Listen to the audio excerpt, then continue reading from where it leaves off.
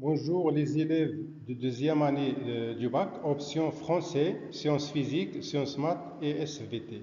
Dans la première partie de la révision de la chimie, on a donné les relations essentielles pour calculer la quantité de matière. Ensuite, on a défini la concentration molaire. La dernière partie, c'est les réactions chimiques. Dans cette partie, on va réviser la conductance et la conductivité, les réactions acide-base, et la partie, c'est les réactions d'oxydoréduction. La conductimétrie et la conductivité, qui est la conductance d'une portion de solution. La conductance, grand G, d'une portion de circuit électrique est égale à l'inverse de sa résistance. L'unité de la conductance est le Siemens S. Donc, on peut écrire grand G, c'est-à-dire la conductance du grand G, est égale à l'inverse de la résistance R. R est exprimé en ohm, qui est égal, d'après la loi d'Ohm, est égal à I sur I. I, c'est l'intensité de courant en ampères. Ensuite, U, c'est la tension électrique en volts. La deuxième partie, c'est la conductivité d'une solution électrolytique sigma, c'est-à-dire la relation entre la conductance grand G et la conductivité sigma. Grand G, c'est-à-dire la conductance G est égale à sigma, la conductivité exprimée en Siemens par mètre est égale, donc grand G est égal à sigma fois grand S, c'est-à-dire la surface de la cellule conductimétrique. L, c'est la distance qui sépare les deux plaques. La conductivité molaire et ionique lambda I. Sigma, c'est-à-dire la conductivité sigma, est égale à la somme de I égale à 1 jusqu'à N. N, c'est le nombre des ions dans la solution, qui est égal à lambda I fois la concentration d'ions XI. Lambda I, c'est la conductivité molaire et ionique en Siemens mètre carré par mol. XI, c'est la concentration molaire des ions exprimée en mol par mètre cube. Maintenant, comment convertir le mol par litre, c'est-à-dire la concentration exprimée en mol par litre, vers le mol par mètre cube.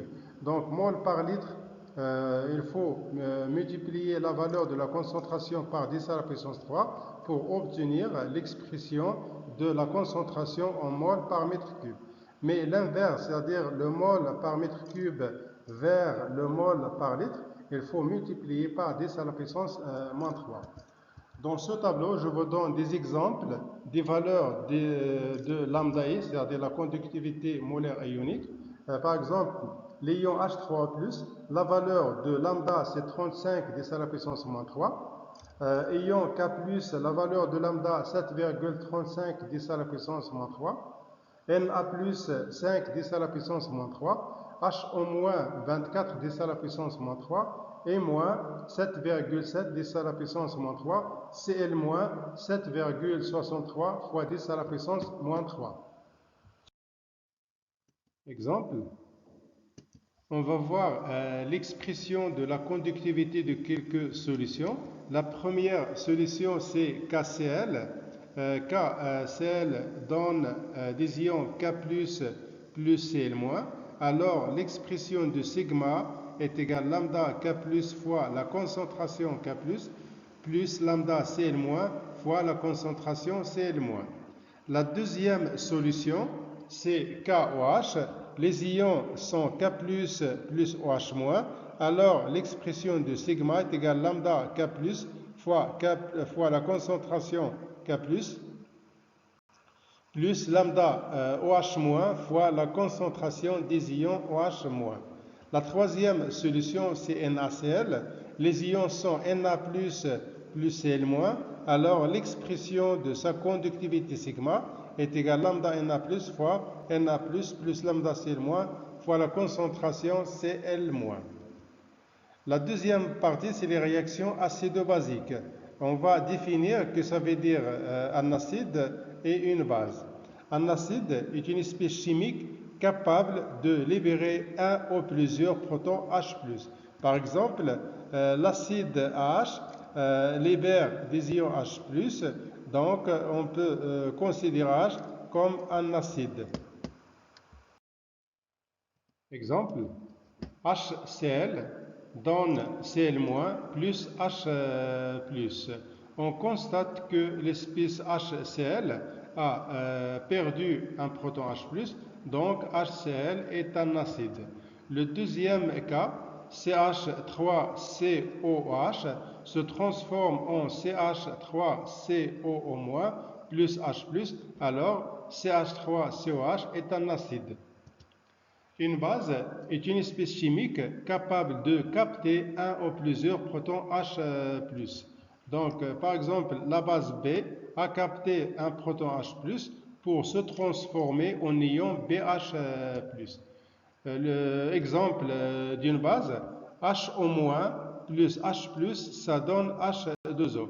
Alors, HO- a capté un proton H+, donc HO- est une base. Le deuxième cas, NH3 plus H+, se transforme en ion NH4+, alors NH3 est une base et son acide conjugué NH4+. Couple acide-base. Un couple acide-base est l'ensemble d'une espèce acide et d'une espèce basique entre lesquelles il y a transfert de protons H+, pour passer de l'une à l'autre. Le symbole de couple acide-base, c'est AH-. Donc AH est l'acide, A- c'est une base.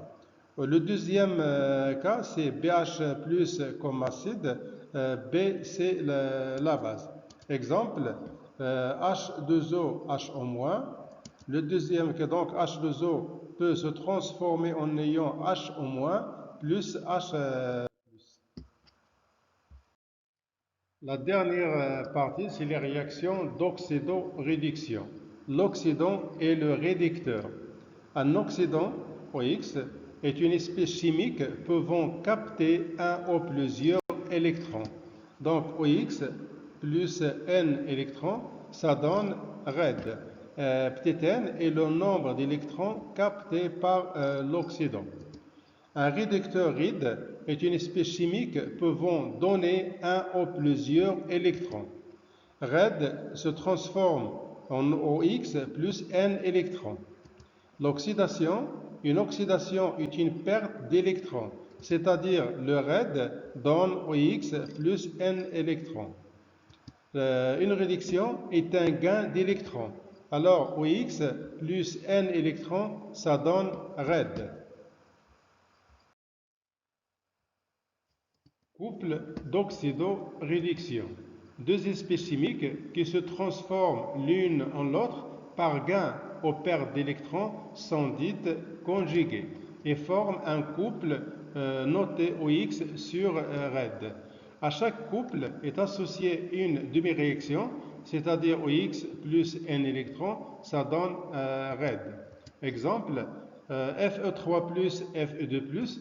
Alors, on peut écrire Fe3 plus un électron, ça donne Fe2 Le deuxième exemple, Cu plus Cu. Donc, on peut écrire Cu2 plus deux électrons pour donner Cu. Cu2 est l'oxydant, Cu est le réducteur. Le troisième cas, E2 est moins. Donc, E2 plus deux électrons, ça donne 2 et moins. E2, c'est l'oxydant dans ce cas, et moins est le réducteur.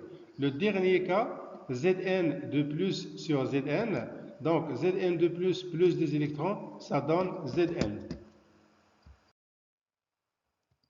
Les réactions d'oxydoréduction.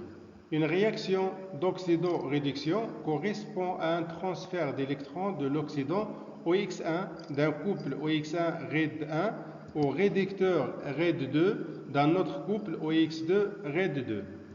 Donc, on considère le premier couple OX1 RED1, on peut écrire OX1 plus N1 électrons, ça donne RED1.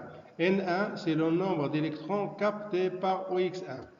Le deuxième couple est RED2, ça donne OX2 plus N2 électrons. N2, c'est le nombre d'électrons perdus par RED2. Donc, avant de donner l'équation globale de la réaction, il faut équilibrer le nombre d'électrons. C'est-à-dire, il faut multiplier la demi-équation, ou bien la première demi-équation, par N2, facteur de OX1 plus N1 électrons, ça donne RED1. De la même façon, N1 multiplié par RED2, OX2, N2 électrons. Pour obtenir l'équation globale, donc on fait la somme, donc on obtient N2 OX1, voilà, plus N1 RED2, ça donne N2 RED2 plus N1 OX2.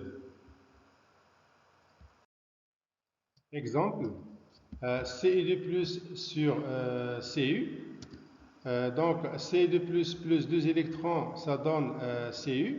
Cu2 c'est un oxydant, donc elle a gagné 2 électrons pour donner le réducteur Cu. Le deuxième couple Al3 sur Al, alors le réducteur Al donne Al3 plus 3 électrons. Donc on constate que Cu2 a gagné 2 électrons. Par contre, Al, elle a perdu 3 électrons. Donc, il faut équilibrer le nombre d'électrons. Donc, on va multiplier l'équation de C2 plus 2 électrons par 3. La deuxième par 2. Donc, 3C2 plus 2 électrons Cu. 2 facteurs de Al, ça donne A3 plus 3 électrons. Alors, l'équation globale, c'est 3Cu2 plus 2Al, ça donne 3Cu plus 2Al3+.